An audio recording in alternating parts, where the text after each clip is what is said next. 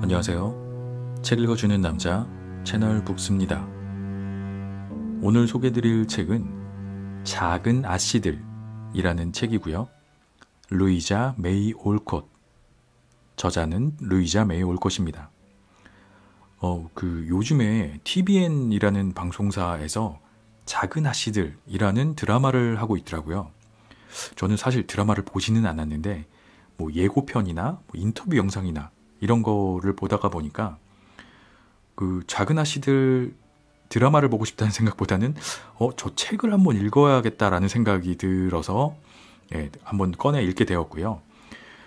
어렸을 때 고전 명작 전집 같은 거를 읽을 때면 꼭 껴있는 책 중에 하나죠. 작은 아씨들, 소공녀, 조금 왠지 소녀 취향 같은 그런 책들이 섞여 있는데, 보통 어릴 때는 그런 작품들은 그냥 건너뛰거나 읽더라도 그냥 이렇게 대충 휘휘 읽고 말았던 기억이 있습니다.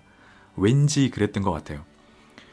그래서 그런지 모르겠는데 이 작은 아씨들도 예전에 제가 읽었었는지 아니면 읽기는 읽었는데 제대로 기억이 나지 않는 건지 잘 모르겠더라고요. 그래서 다시 읽었는데 어쨌든 읽고 나니까 참 재밌는 이야기구나 하는 생각이 들었습니다. 드라마 작은 아씨들은 제가 듣기로는 굉장히 드라마에 맞춰서 각색돼 있고 컨셉만 따온 거라 아주 강렬한 이야기라고 들었습니다. 막 살인마도 나오고 이런다고 하더라고요. 그런 정도의 이야기를 만약에 기대하고 읽으신다면 굉장히 실망하실지도 모르지만 무난하게 재미있는 아주 다른 이야기다. 비슷한 컨셉에 그렇게 생각하고 읽어보시면 아주 재미있는 책이다. 이렇게 소개를 드리고 싶습니다. 아시는 분들은 아시겠지만 작은 아씨들은 네 자매의 이야기입니다. 첫째 배그는 조금 허영심도 있고 화려한 생활을 동경하고 그러기도 하지만 굉장히 책임감 있고 동생들을 잘 돌보는 그런 첫째고요. 둘째 조는 분위기 메이커라는 생각이 저는 들었습니다. 아주 천방지축의 말괄량이고 조금은 톰보이 같은 느낌이랄까요? 좀 남성적인 그런 성격을 가진, 그렇지만 아주 밝은 성격의 재미있는 둘째 조고요. 그리고 아주 예술적 감수성이 풍부하고 착한, 또 수줍음이 많은 그런 셋째 딸 베스, 그리고 귀염둥이 막내 에이미, 조금은 까칠하지만 귀여운 막내 에이미, 이렇게 네 자매를 중심으로 한 이야기다라고 얘기를 드릴 수 있습니다. 여기에 이제 또 다른 등장인물들이 이 네 자매의 어머니이시고 이 딸들을 아주 사랑하는 아주 현명하고 지혜로운 마치 부인이 나오고요. 그리고 전쟁터에 나가 있는 아버지 마치 씨가 나오고 아주 친절하고 또 굉장히 부유한 이웃이 하나 나오는데 로렌스 씨라고 이제 마치 부인하고 친구처럼 지내는 그런 로렌스 씨가 나오고, 중요한 인물로 그 집의 조카이자 네 자매 중에 둘째 조의 아주 둘도 없는 베스트 프렌드인 개구쟁이 로리가 나옵니다. 그리고 빼놓을 수 없는 인물 중에 하나가 로리의 가정교사이자 첫째인 배그를 사랑하는 브룩이라는 등장인물도 있고요. 이렇게 여러 인물들이 만들어내는 어떻게 보면 조금은 평범하고 잔잔한 이야기인데, 이렇게 말씀드리는 이유는 막 숨이 멎을 듯한 어떤 스펙타클함이나 스산한 미스터리나 커다란 반전이 있거나 그렇진 않습니다. 하지만 한번 잡으면 책을 내려놓을 수 없게 하는 묘한 재미가 있습니다. 아주 유머러스하고 그리고 묘하게 재미있게 이야기들이 흘러가는 재미있는 이야기고요. 가난하지만 서로를 누구보다 아끼며 살아가는 네 자매와 부모님, 그리고 그 이웃들의 이야기가 흐뭇한 미소를 읽는 내내 짓게 하는 그런 이야기다라고 얘기 드릴 수 있고요. 잠깐 말씀드린 것처럼 그 소소한 웃음 포인트들이 굉장히 많이 있어요. 그래서 지루한 줄 모르고 읽게 되는 이야기다. 이렇게 소개를 드릴 수 있을 것 같습니다. 드라마 작은 아씨들 속에는 네 자매가 아닌 세 자매만 출연을 한다고 하는데, 그래서 이 소설 속에 셋째 딸 베스가 성홍열이라는 병에 걸려서, 전염병에 걸려서 막 생사를 헤매는 그런 위기의 순간이 오는 장면이 있는데 그때 읽으면서 개인적으로는 그런 생각을 했습니다. 아, 이래서 세 자매가 되는 건가? 하면서 긴장을 하면서 읽었던 그런 기억이 있습니다. 결과는 읽어보시면 아시게 될 거라고 생각이 되고요. 기본적으로 작은 아씨들 소설은 해피엔딩의 아주 행복한 이야기다, 저는 그렇게 생각했고요. 디즈니 애니메이션이 그렇죠. 어린이들에게 꿈과 희망을 주기 위해서 항상 해피엔딩으로 끝낸다, 이런 모토가 있었던 것처럼 여러 가지 위기와 고난도 있지만 결국에는 그래서 모두 행복하게 잘 살았답니다, 이렇게 끝나는 그런 이야기.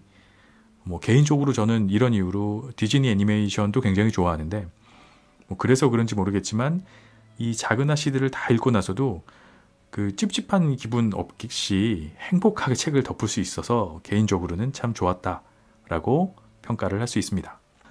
이 작은 아씨들은 이 네 자매와 그리고 옆집의 로리, 이 아이들의 성장 드라마라거나 아니면 청춘 드라마 같은 그런 좀 풋풋한 느낌이 들어서 행복하게 아주 기분 좋게 읽을 수 있는 책이고요. 이 아이들이 세상을 하나하나 배워가면서 어른이 되어가고 성장하고 하는 모습이 아주 흐뭇하기도 하고 대견하기도 하고 그런 좋은 책입니다. 재미있는 책입니다. 풍족하지는 않지만 따뜻하고 아름다운 가정의 모습에서 행복이란 게 돈으로 살 수 있는 것은 아니구나, 이런 생각을 다시 한번 하게 하는 그런 이야기고요. 그렇다고 해서 돈이 많으면 불행하다, 꼭 돈이 없어야지 행복할 수 있다, 이런 얘기는 아닙니다. 저는 그런 주의는 아니라서.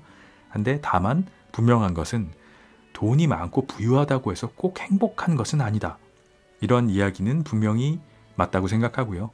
이 작은 아씨들을 읽으면 부유한 옆집의 로리네 집이 물론 불행한 집은 아니지만 그 집의 로리가 상대적으로 이 넉넉하지 못한 네 자매와 어머니가 서로 따뜻하게 아끼며 사랑하고 시끌시끌하게 살아가는 이 모습을 굉장히 동경하고 이러기도 하는데, 저는 좀 공감대가 있더라고요.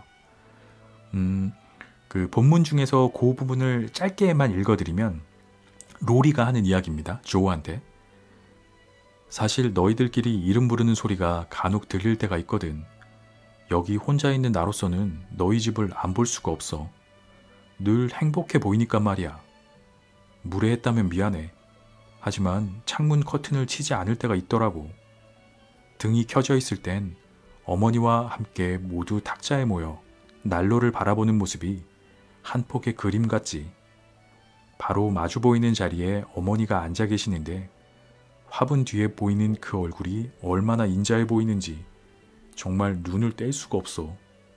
난 어머니가 안 계시잖아.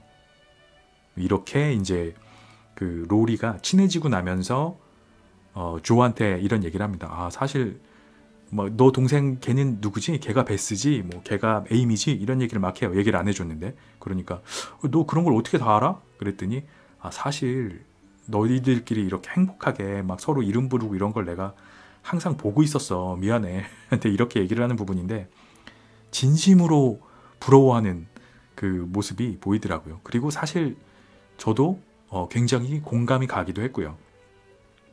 물론 사람이 자기가 가지지 못한 걸 동경하는 건 어쩔 수 없는 거죠. 그래서 반대로 이 작은 아씨들의 네 자매는 부유한 친구들이나 이웃들을 또 막 한없이 부러워하기도 합니다. 하지만 나중에는 자신들이 가진 것들이 어떤 것과도 바꿀 수 없다라는 사실을 깨닫게 되는 그런 이야기고요. 앞에서 잠깐 얘기 드렸지만 셋째 딸 베스가 병에 걸려서 막 사경을 헤매게 되는 그런 이야기가 나오는데, 여기서 제일 막내, 아주 어린 막내 에이미가 행복의 본질을 막 깨닫기도 하고 이런 장면도 나오고요. 인간은 늘 어쩔 수 없이 그런 것 같습니다. 항상 다른 사람이 가진 것이 부럽게 보이는 것 같고요. 내가 가진 것이 무엇인지 이걸 생각하고 그거에 감사하는 마음이 아마도 행복으로 가는 첫 번째 단계가 아닌가, 이런 생각을 해봤습니다. 나는 대수롭게 여기지 않는, 심지어 하찮게 여기는 내가 가진 어떤 것들이 사실은 내가 부러워하는 사람들이 반대로 부러워하는 나의 모습일지도 모르겠다. 행복이란 게 절대적인 게 아니라, 절대값이 아니라 상대적인 것 같다 이런 생각을 해봤습니다. 뭐 다른 사람보다 하나 더 가져서 행복한 게 아니라 다른 사람보다 하나 더 감사할 수 있을 때 행복할 수 있는 게 아닌가. 네, 이런 생각을 해보게 하는 이야기고요. 이제 그거에 관련된 본문의 아주 짧은 부분인데 제가 읽어드려 보면 로리가 돌아가자 에이미는 작은 예배실을 찾았고 베스를 위해 기도를 올렸다.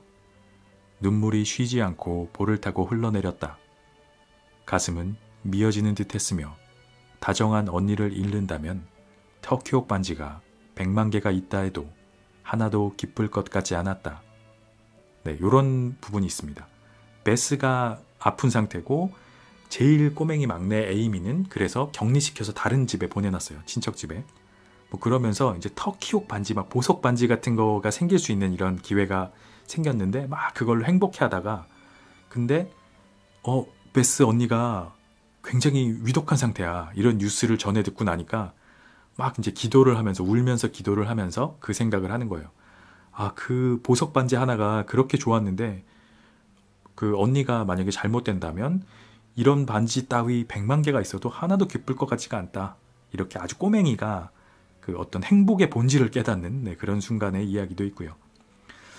뭐 이런 전반적으로 이런 이야기들이 쭉 이어지고요. 다 읽고 나면 마음이 아주 훈훈해지는 행복하고 아름다운 이야기다. 네, 이렇게 추천을 드릴 수 있고요. 게다가 재미도 있습니다. 너무 소녀 취향의 소설이 아닐까 이렇게 생각하고 읽지 않으셨던 분이 있다면 저는 개인적으로 결코 그렇지 않다라고 추천을 드리고 싶고요.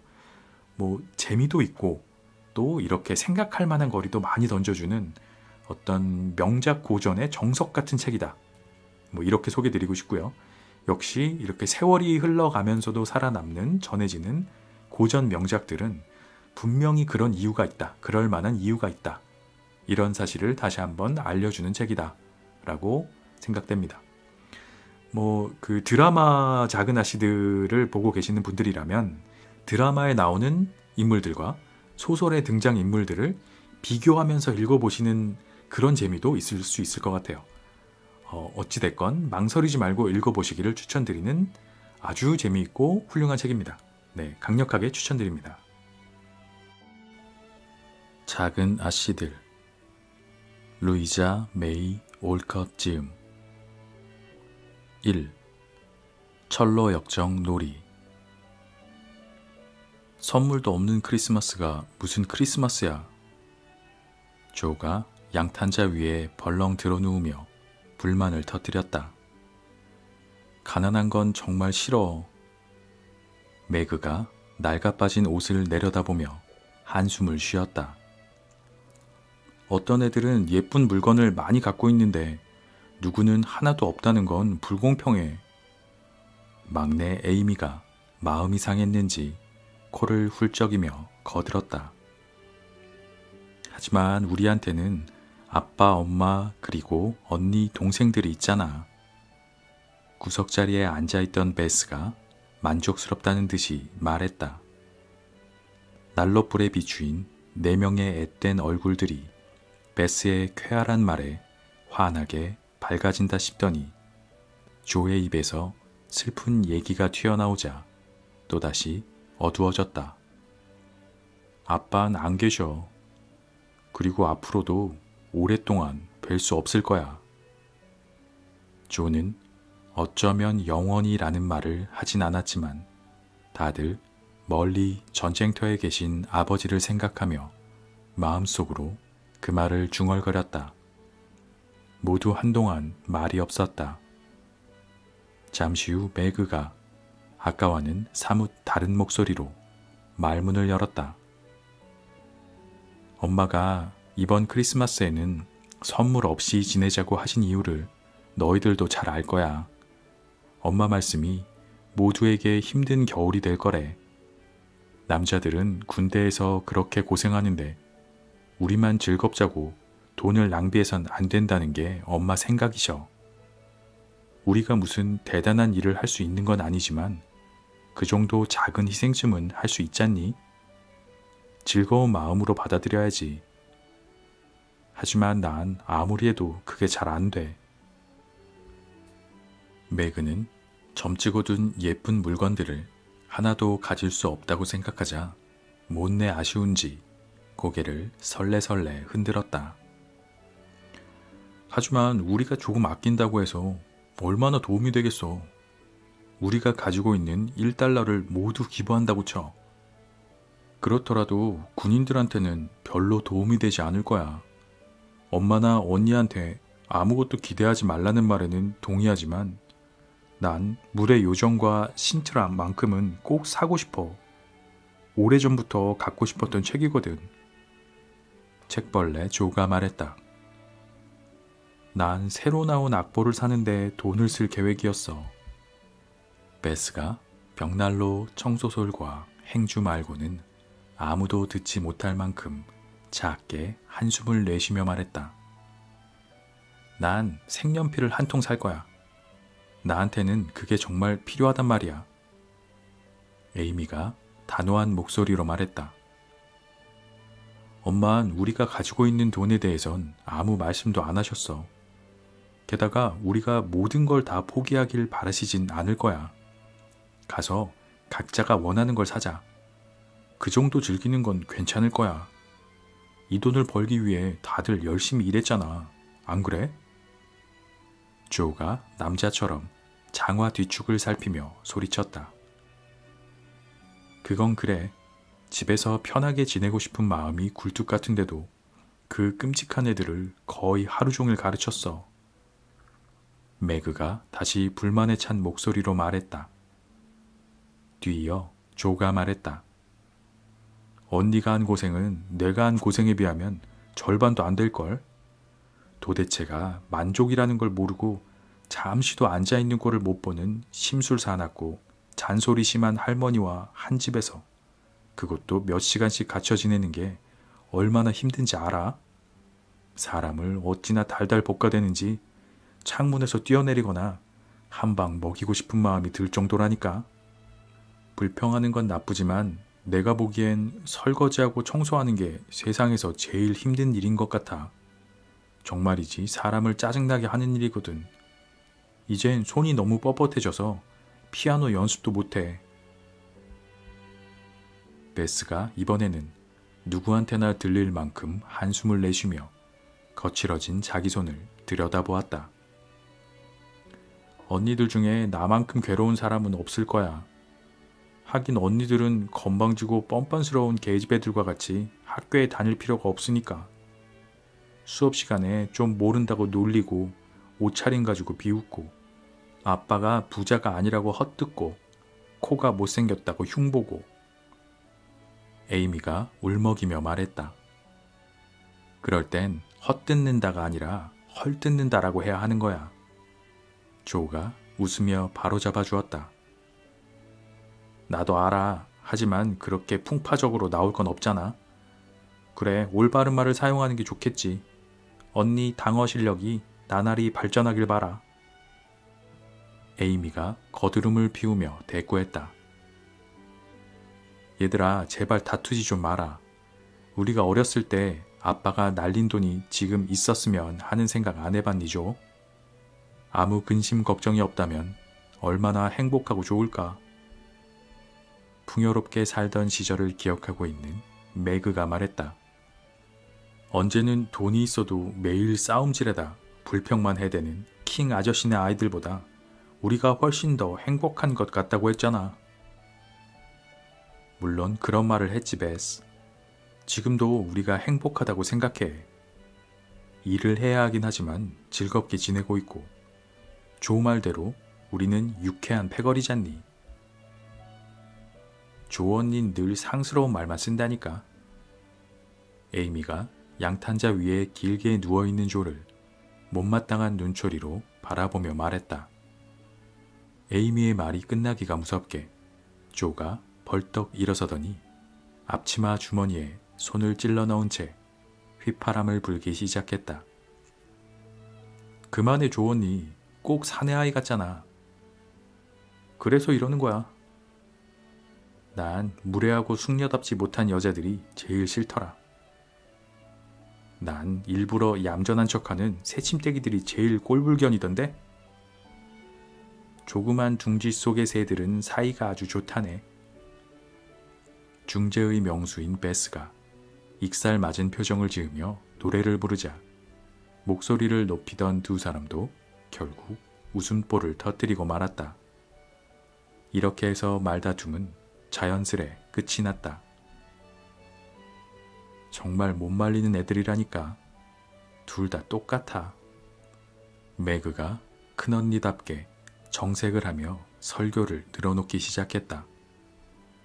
선머슴 같은 행동 그만하고 좀 얌전하게 처신할 나이가 됐잖니, 조세핀. 어렸을 때야 괜찮았지만 키도 그만큼 크고 머리도 말아 올렸으니 넌 이제 어엿한 숙녀야. 그걸 명심해야지. 숙녀 따윈 난 싫어. 머리 올린 것 때문에 숙녀가 돼야 한다면 20살까지 머리를 양갈래로 따 늘어뜨릴래. 머리에 썼던 그물 레이스를 벗어던진 조가 밤색 머리털을 마구 흐트러뜨리며 소리쳤다. 난 나이가 차서 미스 마치라고 불리는 것도 싫고 기다란 드레스를 입는 것도 싫어. 그리고 사람들 앞에서 일부러 얌전한 척 하는 것도 싫어. 노는 거든 일하는 거든 남자들 생활 방식을 좋아하는 내가 여자로 태어났다는 건 정말 끔찍한 일이야. 내가 남자가 아니라는 게 참을 수 없어. 게다가 지금은 내가 남자가 아니라는 사실이 더 원망스러워. 마음은 온통 아빠와 함께 전쟁터에 나가 싸우고 싶은 생각뿐인데 집구석에 틀어박혀 할머니처럼 뜨개질이나 해야 한다니. 조가 들고 있던 푸른색 군인 양말을 하도 흔들어대는 바람에 뜨개 바늘이 캐스터네치 같은 소리를 내었고 양말에 끼워두었던 공이 방을 가로질러 또르르 굴러갔다. 가엾은 조언니. 안 됐지만 어쩔 도리가 없잖아. 이름을 남자처럼 짓고 우리한테 오빠 노릇하는 걸로 만족하는 수밖에. 베스가 이 세상의 모든 설거지와 청소를 도맡아 한다 해도 결코 거칠어지지 않을 듯한 손길로 조의 거친 머리를 쓰다듬으며 말했다. 그리고 에이미 넌 지나치게 까다롭고 새침한 게 문제야. 지금이야 잘난 척해도 귀엽게 봐주지만 이대로 자랐다가는 잘난 척밖에 할 줄 모르는 얼간이가 될 거야.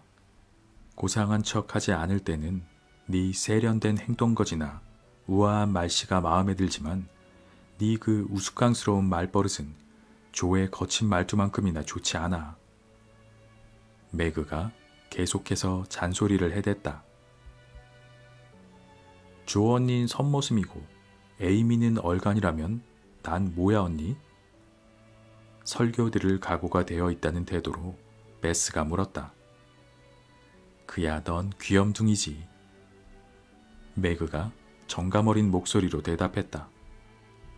가족들 사이에서 귀여운 생쥐로 통하는 베스인지라 아무도 그 말에 토를 달지 않았다.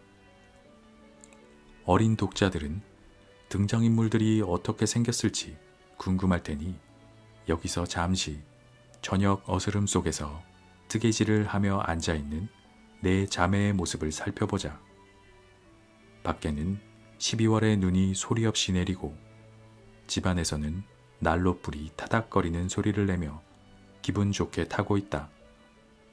양탄자는 색이 바랬고 가구들은 매우 소박하지만 사람의 손때가 느껴지는 쾌적한 방이다. 벽에는 한두 개의 좋은 그림이 걸려있고 벽을 파서 만든 책장에는 책들이 가득하다. 창가에는 국화와 크리스마스 장미가 활짝 피어있고 평화로운 분위기가 방 안 가득 감돌고 있다.